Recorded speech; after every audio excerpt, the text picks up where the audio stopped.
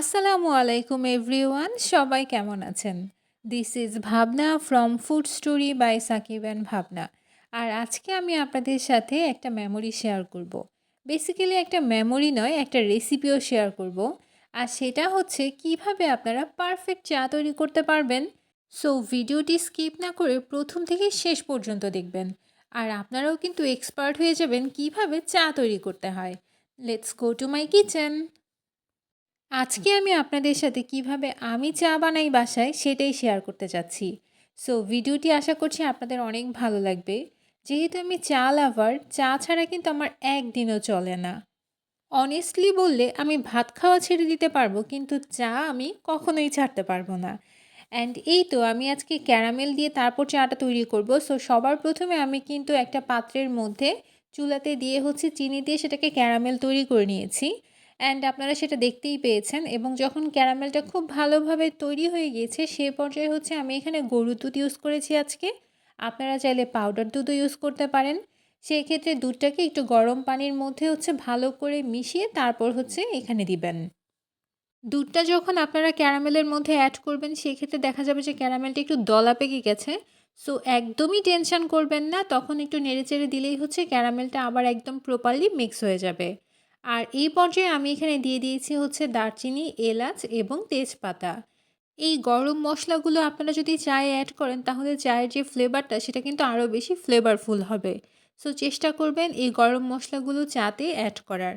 অনেকে অবশ্য দুধ চাতে এই ফ্লেভারগুলো পছন্দ করেন না, তারা চাইলে স্কিপ করে যেতে পারেন। আর এখন আমি চা পাতা দিয়ে দিয়েছি, যেহেতু আমি আমার লিকারটা একটুখানি গাঢ় পছন্দ করি। সো আমি কিন্তু পরিমাণ মতো অলমোস্ট 2 চামচের মতো চা পাতা কিন্তু এখানে অ্যাড করেছি।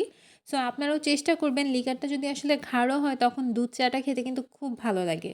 সো আপনারাও একটু পরিমাণ মতো চা পাতা এখানে অ্যাড করে দিবেন। অ্যান্ড এখন আমি যে জিনিসটা দিচ্ছি সেটা 10 টাকার মিনি প্যাকেটের হরলিক্স।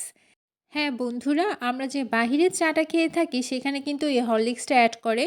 সো এই হরলিক্সটা দিয়ে চা খাওয়ার পরে আমি আসলে সবসময় চেষ্টা করি এই হরলিক্সটা যখনই আমার বাসায় থাকে তখনই চাতে কিন্তু আমি হরলিক্সটা দেই। অ্যান্ড ট্রাস্ট মি, এটার রেজাল্ট, এটার আউটকাম কিন্তু খুব খুব খুব জোস হয়। সো আপনারা যারা এখনও হরলিক্স দিয়ে চা ট্রাই করেননি তারা একবার হলেও এই চাটা ট্রাই করতে পারেন। আমি আশা করছি আপনাদের খুব ভালো লাগবে। আচ্ছা, আপনাদেরকে একটু জানিয়ে রাখি চাটা আমার কাছে কেন এত স্পেশাল। এখন অনেকে হয়তো একটুখানি জাজ করে ফেলবেন।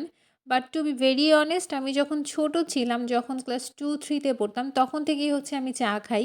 চা খাওয়ার অভ্যাসটা আসলে আমার আব্বুর সাথেই হয়। সো আমার আব্বু যখন চা খেত তখন আমিও আসলে চাটা খেতাম। অ্যান্ড তখন মাইলো পাওয়া যেত, মাল্টোভা পাওয়া যেত। আব্বু চায়ের মধ্যে সবসময় মাইলো, মাল্টোভা, নেসক্যাফে এগুলো অ্যাড করতো। অ্যান্ড ট্রাস্ট মি, খুব খুব খুব ভালো লাগতো। অ্যান্ড তখন থেকেই আমার চা খাওয়ার নেশা হয়ে যায়। অ্যান্ড আমি তখন থেকেই চাটা খাওয়া স্টার্ট করি। সো ছোটোবেলার অনেক কিছু আপনাদের সাথে আজকে শেয়ার করলাম। আশা করছি আজকের এই ভিডিওটা আপনাদের অনেক ভালো লেগেছে এবং ছোটোবেলার কিছু মেমোরিজও আপনাদের সাথে শেয়ার করে ফেললাম। অ্যান্ড যেহেতু আমরা বাঙালি, চা কিন্তু আমরা কম বেশি সবাই পছন্দ করি। সো প্লিজ এইভাবে একবার হলেও চা তৈরি করে দেখবেন, আশা করছি আপনাদের সবার খুব ভালো লাগবে। আজ এই পর্যন্তই। ভালো থাকবেন, সুস্থ থাকবেন। আল্লাহ হাফেজ। অ্যান্ড হ্যাঁ, চ্যানেলটা অবশ্যই সাবস্ক্রাইব করবেন।